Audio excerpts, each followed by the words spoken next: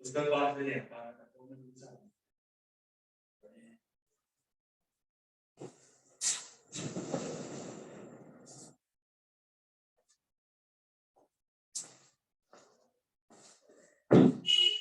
बताओ बेटा, इसमें डबल बॉन्ड का मतलब है एक पाई बॉन्ड, तो दो पाई बॉन्ड हो गए।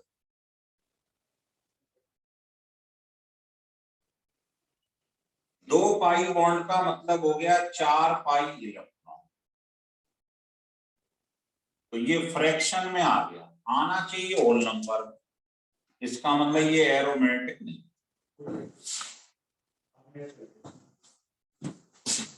अब इस पर आ जाओ, देखो डबल बॉन्ड का मतलब एक पाई बॉन्ड, और अगर रिंग के ऊपर नेगेटिव चार्ज आ जाए उसको भी 2 पाई इलेक्ट्रॉन मान। इसका मतलब ये भी एरोमेटिक। इसको देखना ही बेकार है क्योंकि इसमें डबल बॉन्ड नहीं। आपको मालूम है ये शेप प्लेनर होनी चाहिए, मतलब sp2 या कम से कम एक डबल बॉन्ड होना चाहिए। तो इसमें तो कहीं डबल बॉन्ड है ही नहीं, देखना ही बेकार है। अब इस पर आ जा, देखो डबल बॉन्ड का मतलब है एक पाई बॉन्ड, तो एक पाई बॉन्ड ये रहा, एक ये रहा, तो 4 पाई इलेक्ट्रॉन, और लोन पेयर को भी 2 पाई इलेक्ट्रॉन मानती। अब ये होल नंबर आ रहा है, इसका मतलब ये एरोमेटिक है। हो गया क्लियर? यस। चलिए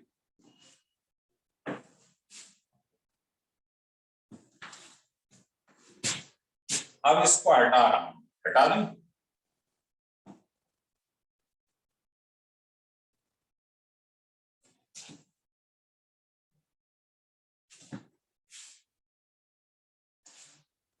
अब हेडिंग डाल दो, condition for anti aromatic compound. Anti aromatic क्या होता है, उसमें भी यही लगता है, तीन चीज तो सेम है, बस चौथे में +2 हटा, ये लगता है, और यहां n की जगह नेचुरल नंबर आ जाता है, 0 नहीं आता, 1 2 3। तो एंटी एरोमेटिक कंपाउंड की ये शर्तें होती, जैसे किसी ने पूछ लिया ये क्या एंटी एरोमेटिक है, तो देखो साइक्लिक है ही, कॉन्जुगेटेड मतलब डबल सिंगल है ही, प्लेनर का मतलब डबल बॉन्ड होना चाहिए कम से कम एक है ही, ये चेक कर लो बस। अब बताओ डबल बॉन्ड में 2 पाई बॉन्ड का मतलब 4 पाई इलेक्ट्रॉन, तो ये 1 आ रहा है, इसका मतलब ये एंटी एरोमेटिक है। बताना जरा चेक करके ये एंटी एरोमेटिक है या ये एंटी एरोमेटिक है, चेक करो।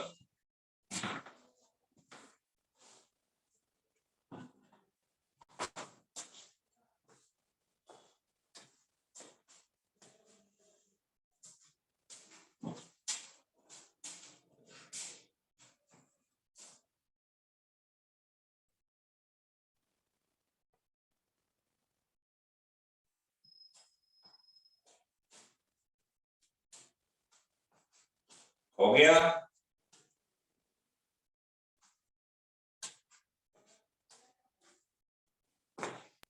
यस। चलो बताओ ये है,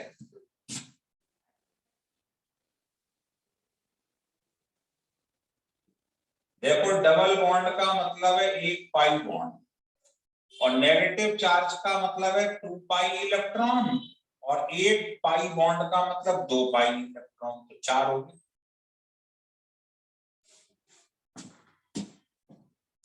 इसमें भी डबल बॉन्ड में एक पाई बॉन्ड मतलब 2 पाई इलेक्ट्रॉन, पॉजिटिव चार्ज को लेते नहीं है,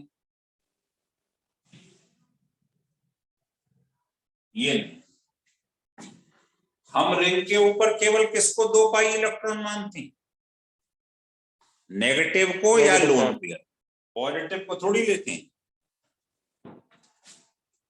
तो बताओ एंटी एरोमेटिक कंपाउंड देखना सीख गए?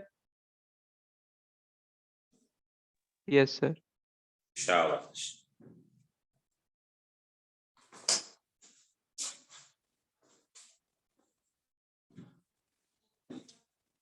हटा दूं? Yes. Yes, sir.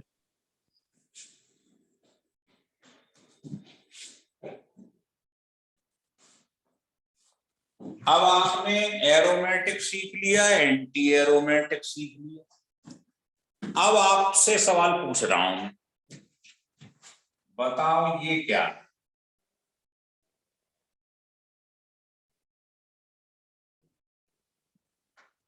इसका नाम है नेफ्थेलिन।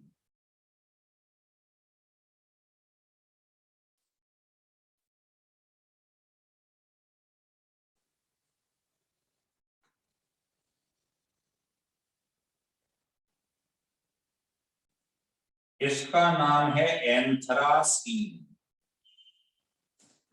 बताओ कौन एरोमेटिक है इसमें से?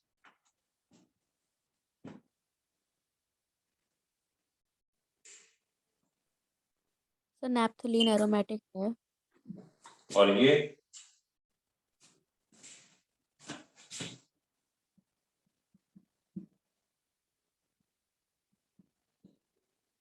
देखो 1 2 3 4 5 6 7, 7 पाई बॉन्ड का मतलब 14 पाई इलेक्ट्रॉन।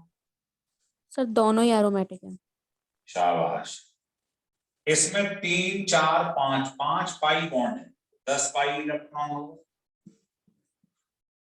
इसका मतलब ये कंडीशन सेटिस्फाई हो रही है, ये दोनों एरो। क्लियर हो गया? Yes sir. शाबाश। हेडिंग डाल दो ऑर्डर ऑफ स्टेबिलिटी।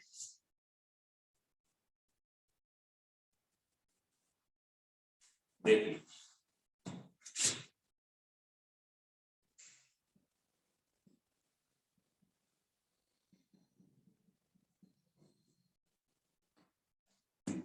पहले चीज को समझो, ये मेरे पास लिखा है, ये कौन है? Benzene aromatic compound.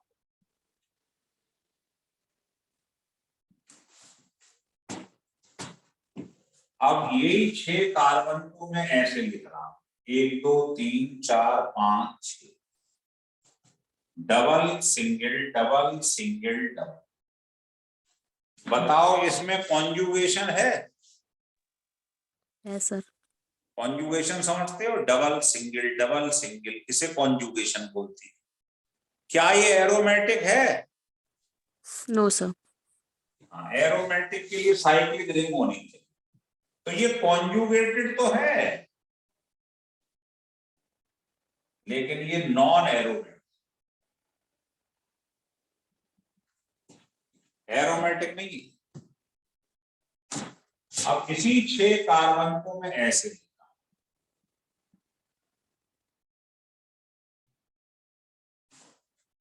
बताओ क्या ये कॉन्जुगेटेड है? No sir. No. क्या ये एरोमेटिक है? No sir. No. इसको कहते हैं नॉन कॉन्जुगेटेड, नॉन एरोमेटिक।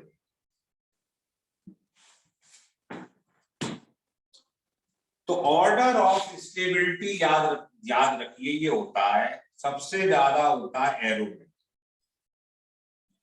ये नंबर 1 पे आएगा। फिर आता है कॉन्जुगेटेड नॉन एरोमेटिक, ये वाला। तीसरा होता है नॉन कॉन्जुगेटेड नॉन एरोमेटिक, और लास्ट होता है एंटी एरोमेटिक, जो अभी बताया था ना, अभी थोड़ी देर पहले एंटी एरोमेटिक चेक करा था, 4n = पाई इलेक्ट्रॉन, वो सबसे कम स्टेबल आ रहा है। Yes. शाबाश।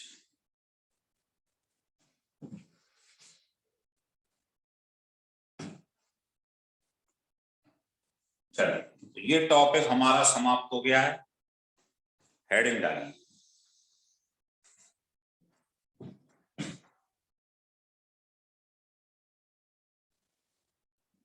Type of diene.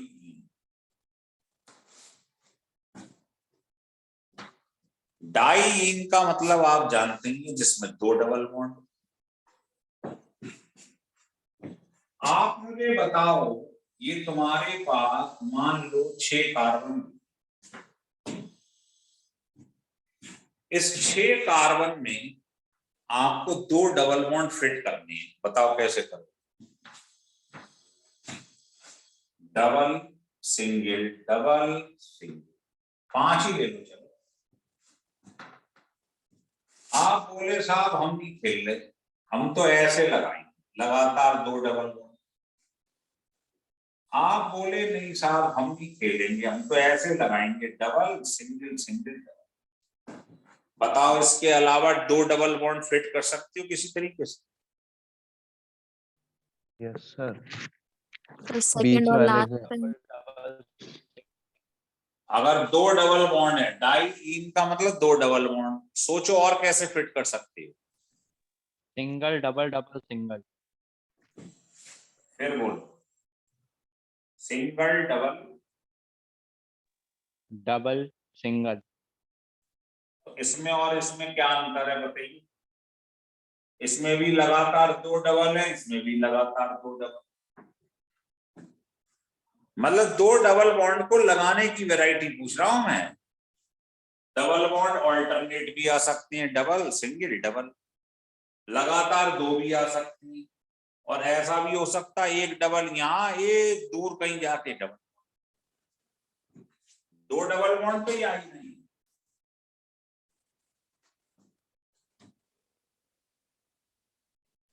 और कोई तरीका नहीं है सर। चलो, अगर ऑल्टरनेटली आ जाए, डबल सिंगल डबल ऐसे आ जाए, तो इसको कहते हैं कॉन्जुगेटेड डाइईन्स। अगर आ जाए लगातार 2, इसे कहते हैं कॉम्युलेटिव डाइईन। और अगर आ जाए एक और एक ना जाने कहीं और हो, इसे कहते हैं आइसोलेटेड डाई।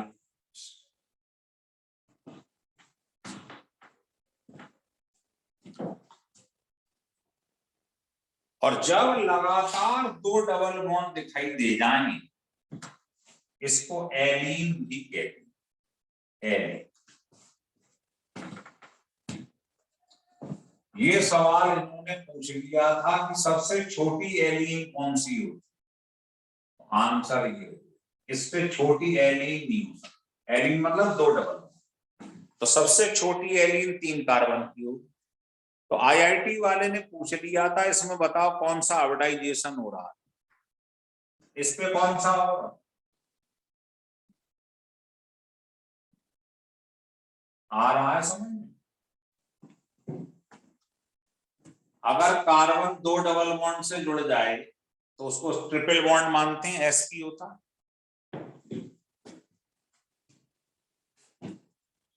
याद है, भूल गए?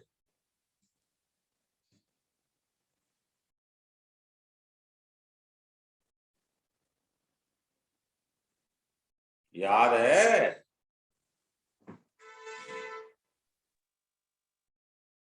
भाई?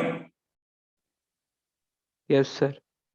ये मैंने बताया था नहीं बताया था? सिंगल बॉन्ड से कार्बन जुड़ जाए, ये डबल से जुड़ जाए, ये ट्रिपल से जुड़ जाए, या 2 डबल से जुड़ जाए, तो एसपी। तो ये कार्बन 2 डबल से जुड़ रहा है, मतलब एसपी। ये डबल से जुड़ रहा है तो एसपी। तो ये सबसे छोटी एलीन है। एलीन मतलब लगातार 2 डबल बॉन्ड आ जाए, उसे एलीन भी कहते हैं। अब आ जाओ ऑर्डर ऑफ स्टेबिलिटी। इन तीनों में सबसे ज्यादा स्टेबल कौन सा है? कॉन्जुगेट। फिर आता है कॉम्यू, फिर आता है आइसोलेट। ये सबसे कम स्टेबल, इसकी मार लगा के कोई भी चला जाए, क्योंकि आप जानते हो हमेशा कहते हैं यूनिटी इज स्ट्रेंथ, मिलके रहो, लेकिन इसमें एक भाई इधर रह रहा है डबल बॉन्ड, एक कहीं अंडा हुए में रह रहा है दूर, कोई भी मार लगा जाएगा। ये सबसे कम स्टेबल। क्लियर हो रहा है? Yes sir. अच्छा, हटा दूं इसे? Yes sir. अच्छा,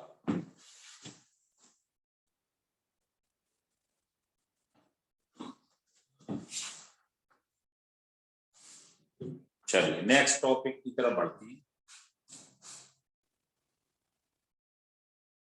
देखो isometric,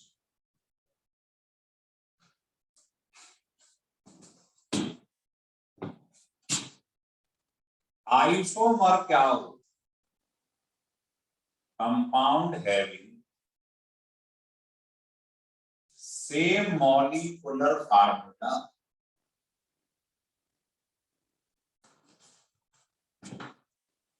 but different structural formula या different physical and chemical property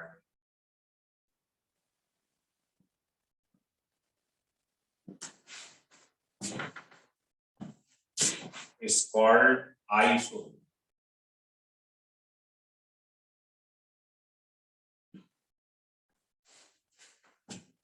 तो देखो मॉलिक्यूलर फार्मूला तो एक ही हो, लेकिन उसका स्ट्रक्चरल फार्मूला अलग हो। आप कहेंगे कैसे?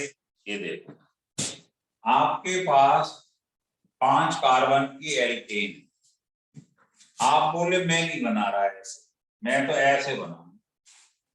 आप बोले नहीं मैं नहीं बना रहा, मैं तो ऐसे बना। तो देखना सबका स्ट्रक्चर अलग अलग है कि नहीं, लेकिन सबके अंदर 5 कार्बन है, मॉलिक्यूलर फार्मूला से। तो ये सब आपस में एक दूसरे के आइसोमर्स हो जाए। लिख लो एग्जाम्पल। सीधी चेन को क्या कहते हैं बताओ? एन। एन मतलब सीधी चेन, एन पेंटिंग। और जिसके के किनारे पे ये आ जाए उसे क्या कहते हैं? आइसो। 5 कार्बन। और जिसके किनारे पे ये आ जाए वो नियो। नियो। और 5 कार्बन है टू। तो आप कहोगे ये तीनों आइसोमर्स, क्योंकि इनका मॉलिक्यूलर फार्मूला तो सेम है, 5-5 कार्बन, लेकिन स्ट्रक्चर अलग अलग। लिख लो।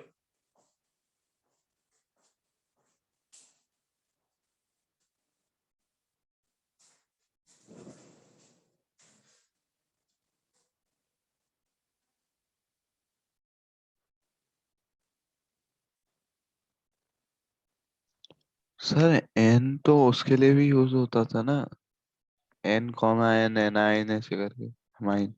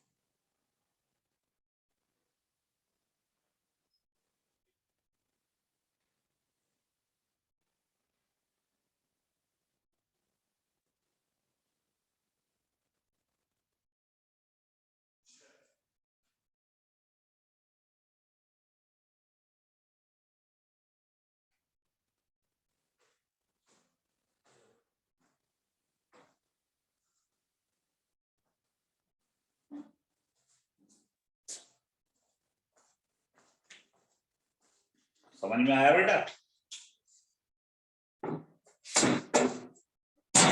Yes.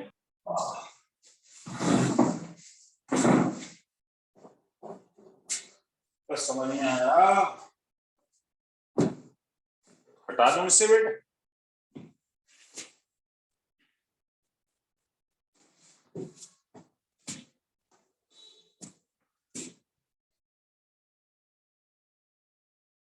सर ऑफलाइन कब से हुआ वैसे? 31st? यहां तक क्लियर हो गया?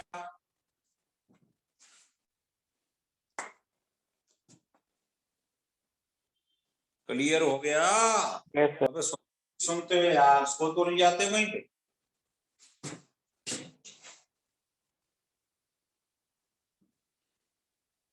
There are two types.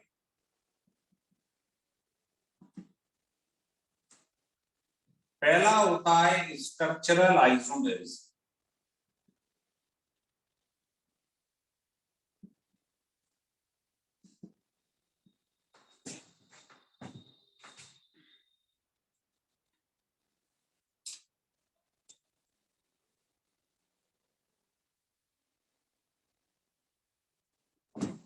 और दूसरा होता है स्टीरियो आइसोमेरिज्म।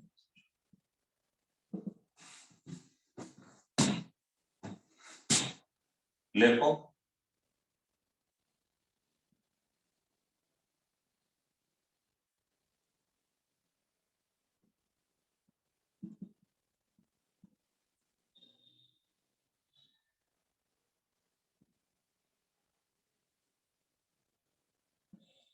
ये डिफरेंट स्ट्रक्चर की वजह से प्रोड्यूस होती है स्ट्रक्चर, और ये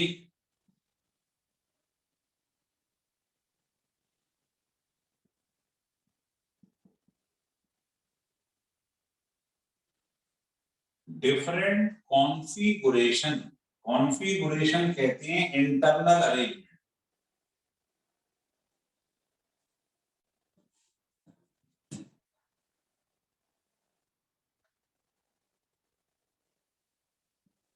मतलब इसमें तो डिफरेंट स्ट्रक्चर होगा, इसमें इंटरनल स्ट्रक्चर जिसे हम कॉन्फ़िगरेशन कहते हैं वो अलग अलग। तो ये जो स्ट्रक्चरल है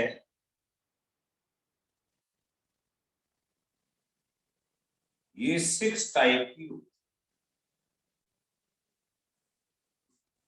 है, और जबकि ये जो दिखाई दे रही है ये 2 टाइप।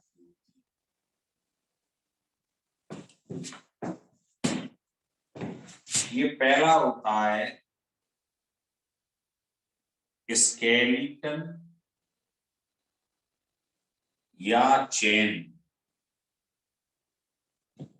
या न्यूक्लियर आइसोमेरिज्म।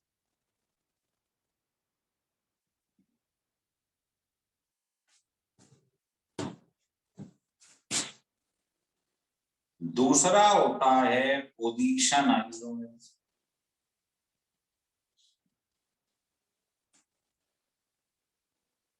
तीसरा होता है मेटामेरिज्म।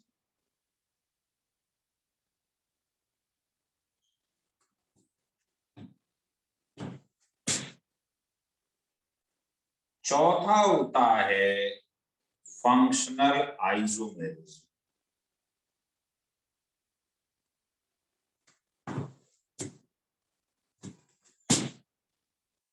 पांचवा होता है रिंग चेन आइसोमेरिज्म।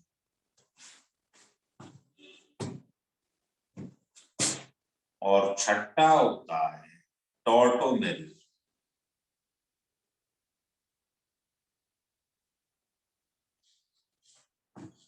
लिख लिया? Yes sir. शाबाश, लिख लो शाबाश। और ये 2 टाइप का होता है, पहला जियोमेट्रिकल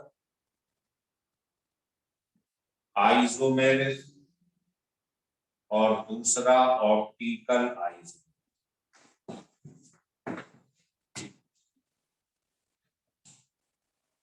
लिख लिया? Yes sir. अच्छा, अब इसको एक एक करके हम स्टार्ट करेंगे। Excuse me sir. बोल बेटे। सर इसके बाद आप रेजोनेंस वगैरह इलेक्ट्रोमैग्नेटिक इफेक्ट वो सब कराओगे? हाँ कराएंगे, वही कराएंगे। Okay sir. कौन से स्कूल में पढ़ता है? सर कॉन्ट्रेड्स।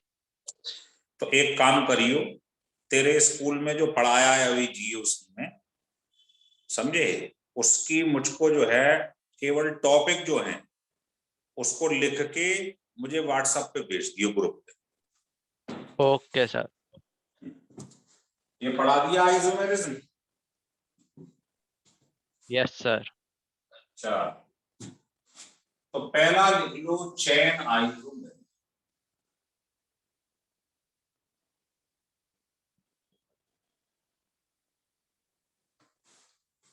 चैन आइसोमेरिज्म में क्या होता है, केवल कार्बन का स्केलेटन चेंज हो जाता है, ग्रुप की पोजीशन चेंज नहीं होती। तो लिखो it arises due to change in carbon skeleton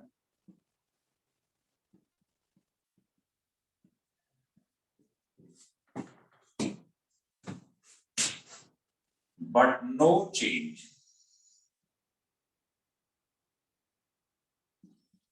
in the functional group.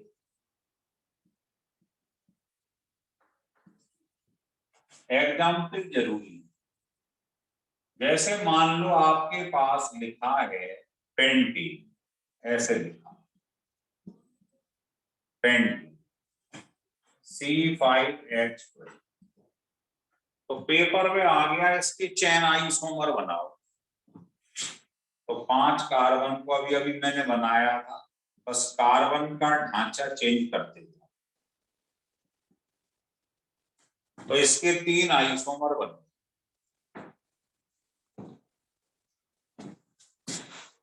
अब जैसे किसी ने पेपर में कहा ये हेक्सेन, इसके चैन आइसोमर बनाओ, कैसे बनाओगे बेटा?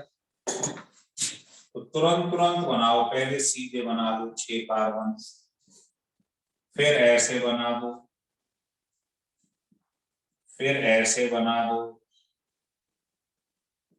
फिर ऐसे बना दो, है ना, डिजाइन बनानी है। फिर ये बना दो, ये 6 4 6, है ना, फिर ऐसे बना दो।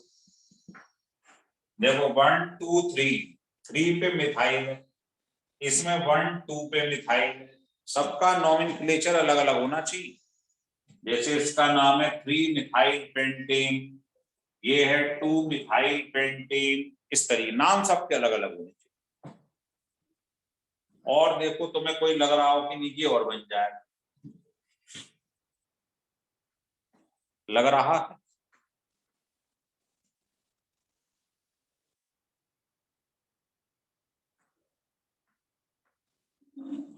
तो ये जितनी पॉसिबिलिटी दिखाई दे रही है, कार्बन का स्केलेटन चेंज हो रहा है, ये सब कहलाते हैं चैन आइसोमर्स।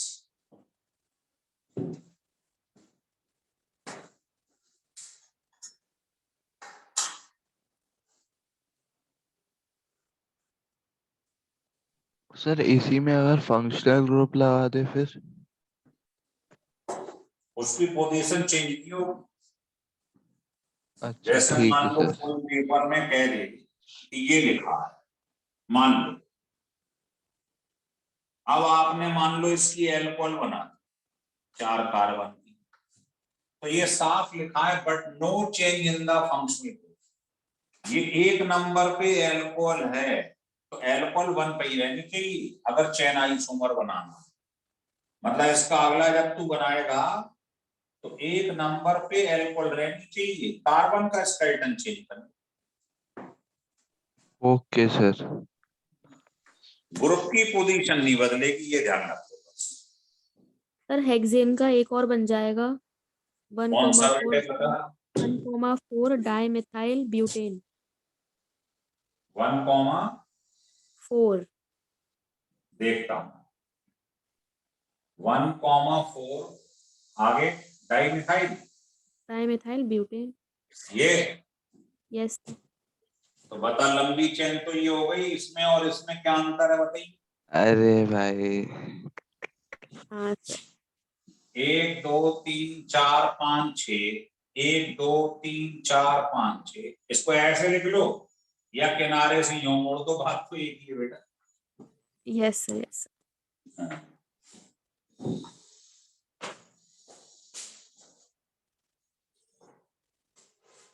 बना ली।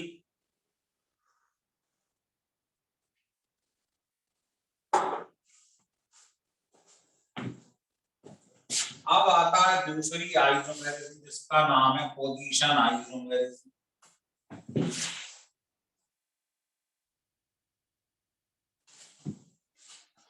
देखिए,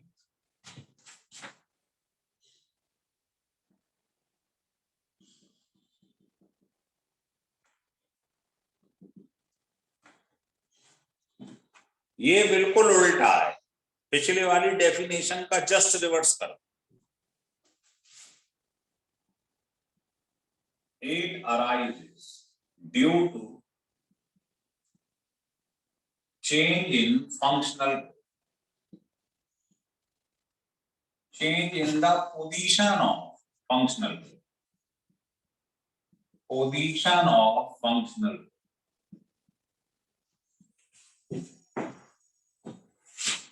But no change in the carbon skeleton. मतलब इसमें कार्बन का स्केलेटन चेंज नहीं होगा, ग्रुप की पोजीशन चेंज हो जाएगी। देखो कैसे, आपके पास मान लो एल्कोहल लिखा है 5 कार्बन, तो इसका पोजीशन आइसोमर क्या होगा? कार्बन को नहीं हिला सकते आप, केवल ये 1 नंबर पे एल्कोहल था, अब 2 पे लगा, अब 3 पे लगा। तो ये तीनों आपस में पोजीशन आइसोमर हैं, इसमें कार्बन का स्केलेटन नहीं चेंज होता है, कार्बन सीधा है, सीधा ही रहेगा, बस ग्रुप की पोजीशन चेंज होती है। बताओ क्लियर हुआ कि? सर अगर फंक्शनल ग्रुप है ही नहीं तो फिर मतलब कौन सी आइसोमेरिज्म में आता है वो? बात नहीं समझे, फंक्शनल ग्रुप हो नहीं है उससे क्या करना है, मैं तो प्रॉपर डेफिनेशन बता रहा हूं। जैसे मान लो आपके पास ये एल्कीन डबल बॉन्ड, तो डबल बॉन्ड भी फंक्शनल ग्रुप कहलाता है, डबल बॉन्ड ट्रिपल बॉन्ड सब फंक्शनल में आता है। अब मान लो सब सिंगल बॉन्ड हो, फंक्शनल ग्रुप हो ही नहीं, तो पोजीशन होगी नहीं। हाँ सर, थैंक यू। अब मान लो ये 5 कार्बन है, डबल नंबर, यहां से नंबरिंग करो, डबल 1 पे है, अब 2 पे करो,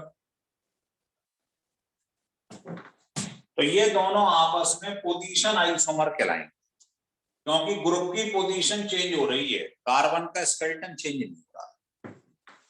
अब बताओ इसका और कोई पोजीशन आइसोमर बन सकता है?